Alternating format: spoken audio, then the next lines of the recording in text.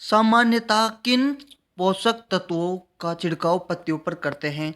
Nitrogen व सूक्ष्म पोषक तत्वों का। सल्फेट ऑफ पोटाश यानी K2SO4 में पोटाश की मात्रा होती है 50%। धनिया के दानों में कौन सा वाष्पशील तेल पाया जाता है? लिनोलीन व कोइड्रियोल। उच्च विश्लेषक उर्वरक वह होते हैं जिनमें प्राथमिक पोषक तत्वों की मात्रा 25% से अधिक हो। धनिया के लिए उपयुक्त जलवायु है उष्ण और मध्यम। ऐसे उर्वरक जिनमें एक ही प्राथमिक पोषक तत्व विद्वान हो क्या कहलाता है? एकल। उर्वरकों में उपस्थित नाइट्रोजन, फास्फोरस और पोटेशियम की प्रतिशत मात्रा कहलाती है उर्वरक ग्रेड। राजस्थान के किस जिले में धनिया की सर्वाधिक पैदावार होती है? 12 जिले में। अखिल भारतीय मसाला अनुसंधान केंद्र परियोजना के तहत विकसित धनिया की विकसित किस्में हैं? बुसा सिलेक्शन 360, RCR 120, 41, को 1, 2, 3, साधना स्वादी, राजेंद्र स्वादी। यानी अखिल भारतीय मसाला अनुसंधान परियोजना के तहत विकसित धनिया किस्में हैं। भारत में पोटाश बनाने का कारखाना स्थित है जमशेदपुर। अमोनियम सल्फेट में कितना प्रतिशत सल्फर होता है? 23.4 या फिर 24%। धनिया की बीज दर प्रति हेक्टर है 15 से 20 केजी प्रति हेक्टर। उत्तरी भारत में धनिया की बुआई का उपयुक्त समय है 15 अक्टूबर से 15 नवंबर। किस उर्वरक में नाइट्रोजन की मात्रा सर्वाधिक होती है? Anhydride ammonia 82%। धनिया की बुआई करते समय रो इंटू प्लांट की दूरी यानी लाइन और पौधा की दूरी रखते हैं 30x10 सेंटीमीटर। पौधे फास्फोरस को सर्वाधिक किस रूप में ग्रहण करते हैं? H2PO4। भारत के किस राज्य में कपास का उत्पादन सर्वाधिक होता है? महाराष्ट्र में। केंद्रीय कपास अनुसंधान संस्थान कहाँ स्थित है? नागपुर, महाराष्ट्र में।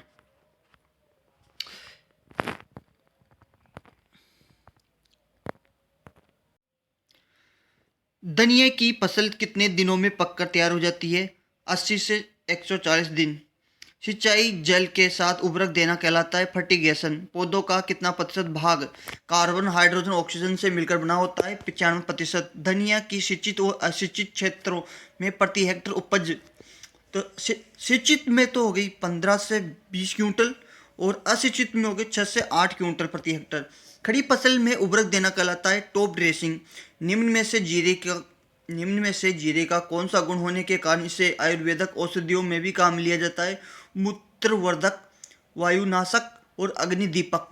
मेथी के दानों का गंध युक्त कड़वा स्वाद किसके कारण होती है? ओलियोरेजीन के कारण। किस फसल में उर्वरक का पंक्ति स्थापन करते हैं? यानी किस फसल में उर्वरकों का पंक्ति स्थापन करते हैं? कपास, आलू और गन्ना। राजस्थान में फास्फोरस बनाने का कारखाना स्थित है उदयपुर में। सोडियम नाइट्रेट में कितना प्रतिशत नाइट्रोजन होती है? 16%। नाइट सोइल के नाम से जाना जाता है मानूमल।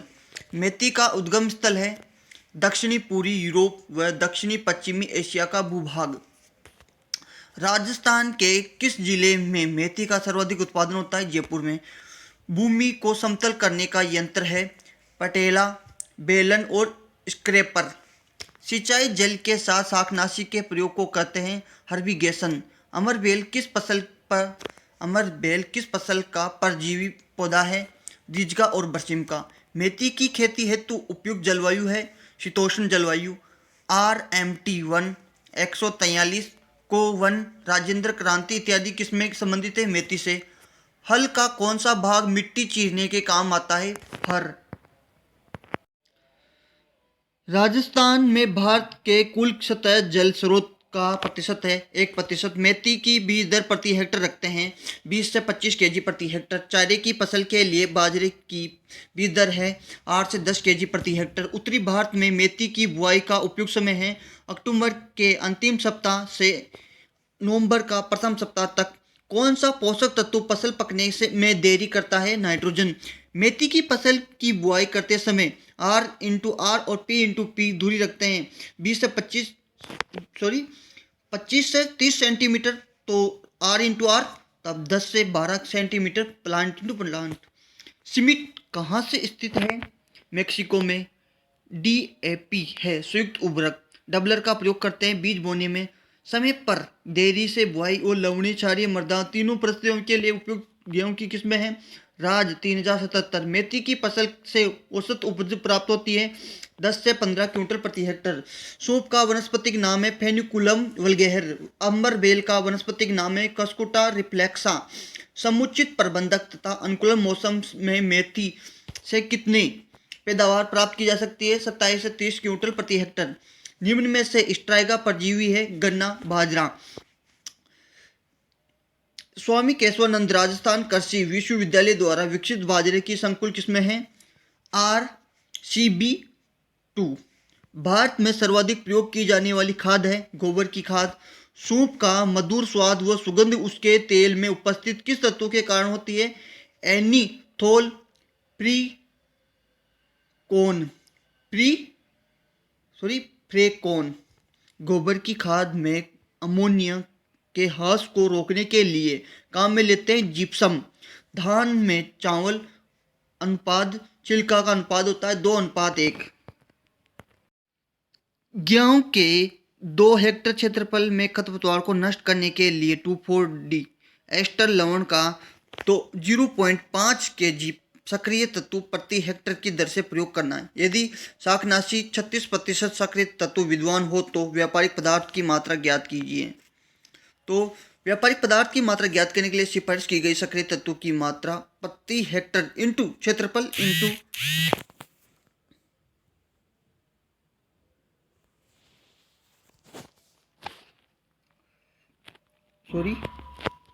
व्यापारिक पदार्थ की मात्रा बराबर होती है सिफारिश की गई सक्रिय तत्वों की प्रति हेक्टर इंटू क्षेत्रफल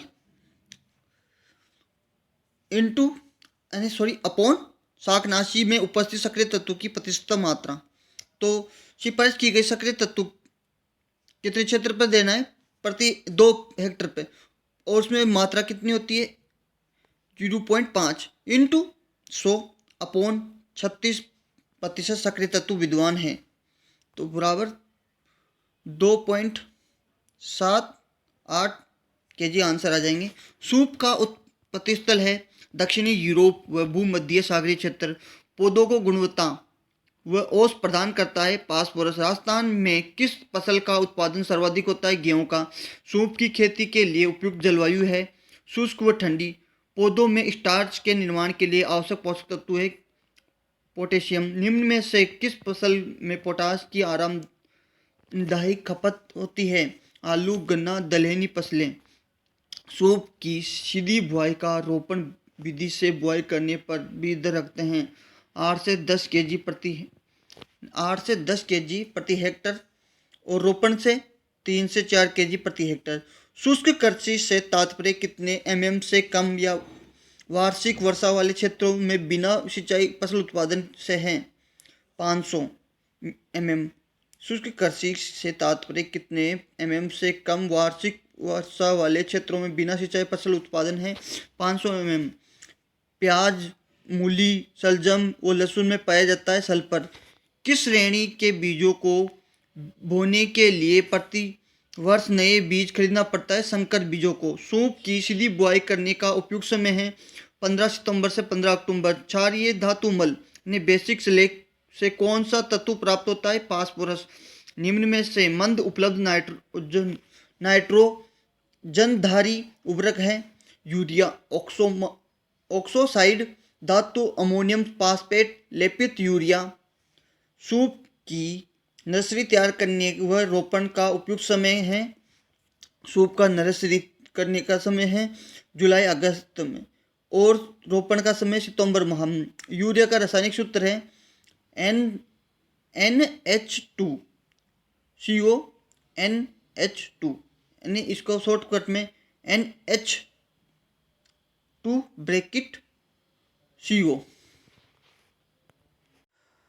सूप की नर्सरी कितने दिनों में खेत में रोपण योग्य हो जाती है? 45 से 50 दिन में। बीज उत्पादन का प्रथम चरण है मूल केंद्रीय बीज। फास्फोरस व पोटास युक्त उर्वरकों का प्रयोग कब करना चाहिए? बुआई से पूर्व उड़कर। नाइट्रोजन का पर्ण छिड़काव करते समय सामान्यतः कितना प्रतिशत घोल काम में लेते हैं? 2 से 3%। उर्वरकों को बुआई या जुताई के समय मृदा सतह पर छिड़कने को कहते हैं बेसल ड्रेसिंग। मृदा क्षरण को प्रोत्साहित करने वाली फसल है मक्का, ज्वार, बाजरा। सूप की कतारों में बुआई करते समय R/R यानी लाइन की दूरी कितनी रखते हैं? 45 से 60 सेंटीमीटर तक। मृदा क्षरण को रोकने वाली फसलें हैं रिजका, बरसी, मोठ। सूप की 1 हेक्टेयर फसल की बुआई करने हेतु नर्सरी तैयार करने को कितना प्रतिशत क्षेत्रफल चाहिए? 100 वर्ग मीटर। टीला संस्थापन विधि से उड़कर प्रयोग करना अच्छा रहता है फल और सब्जियों में। तब विश्व में कपास की प्रथम संकर किस्में हैं।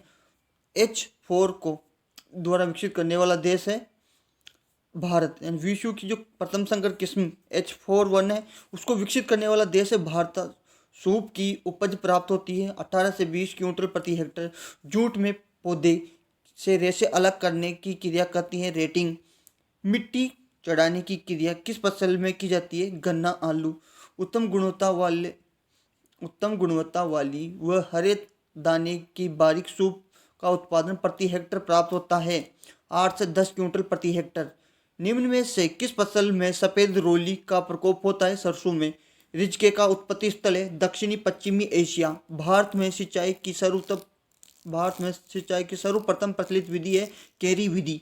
पहाड़ी क्षेत्रों में सिंचाई का प्रमुख स्रोत है, तो कौन सा स्रोत है? झरने। विश्व में प्रथम रिजके की खेती कहाँ हुई? ईरान में। विश्व में सर्वप्रथम रिजके की खेती कहाँ हुई है? ईरान में। खरपतवार नाशी का पौधा विशेष भाग को छिड़काव करना कहलाता है दृष्ट उपचार। रिजके की खेती के लिए उपयुक्त जलवायु है समशीतोष्ण से शीतोष्ण। भारत में सबसे ज़्यादा सिंचित प्रदेश है उत्तर प्रदेश। खरपतवार नियंत्रण की सबसे पुरानी व प्रचलित विधि है हाथ से उखाड़ना। आनंद 1, 2 और NDRI selection 1 type 9 S244 S54 इत्यादि किसमें संबंधित है? रिजका से। सबसे पुराना सिंचाई का साधन है चरस। अधिक ठंडे स्थानों के लिए उपयुक्त रिजके की उपयुक्त किस्में हैं हंटर, रिवर और गद्दाखी। भारत में सबसे ज़्यादा सिंचाई की जाती है नहरों से। राजस्थान का सर्वाधिक सिंचित जिला है श्रीगंगानगर। धान की फसल औसत वर्षा वाले क्षेत्रों में ली जाए तो कितनी सिंचाई करनी चाहिए? 8 सिंचाई। रिजके की सिंचाई विधि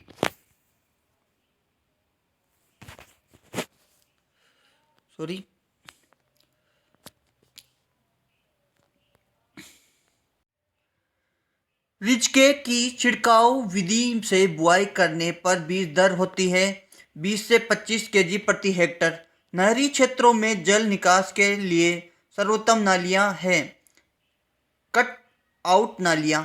सामान्य सिंचित क्षेत्र में मक्का को कितनी सिंचाई की आवश्यकता होती है? 5। रिजके की कतारों में बुआई करने पर बीज दर प्रति हेक्टेयर रखते हैं 15 kg प्रति हेक्टेयर। राजस्थान की मरुगंगा इंदिरा गांधी नहर रिजके के बीजों में अमरबेल होने पर पृथक करते हैं 2% नमक के घोल में डुबोकर।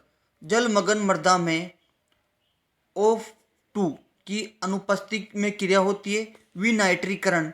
कुड़ विधि से सिंचाई करते हैं गन्ना, आलू और कपास में। रिजके की बुआई का उपयुक्त समय है अक्टूबर माह। जंगली गाजर खरपतवारें द्विवर्षीय। निम्न में से प्रमुख रेगिस्तानी खरपतवारें नागफली।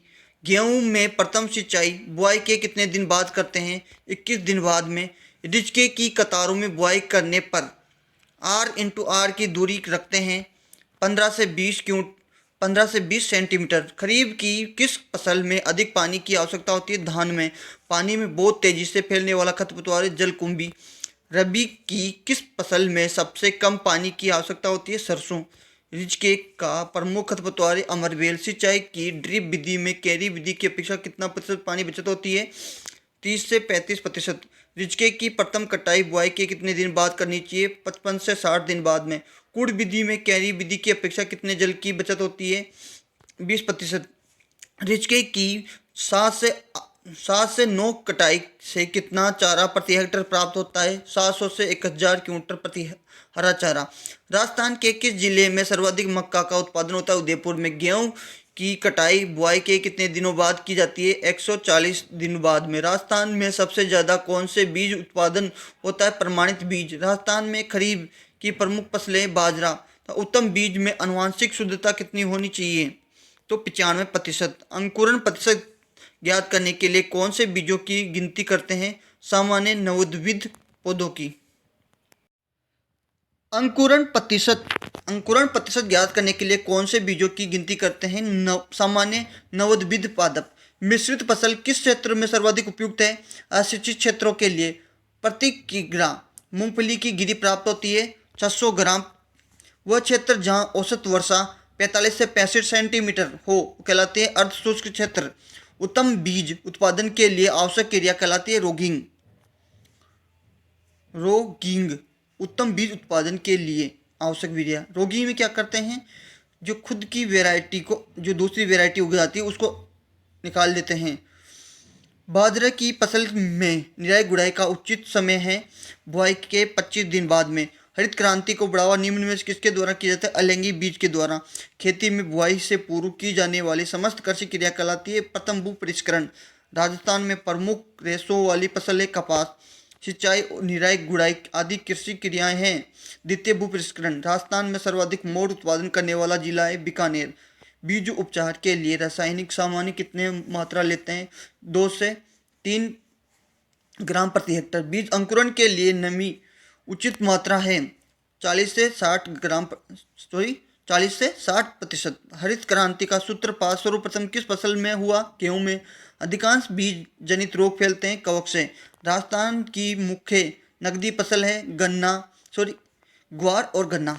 दलहनी फसलों में जड़ें नाइट्रोजन का स्थिरीकरण किस वजह से करती है? जीवाणु की वजह से। बीजों में कवक जनित या फफूंद जनित बीमारियों से प्रतिरोधी क्षमता उत्पन्न करने वाला तत्व है कॉपर।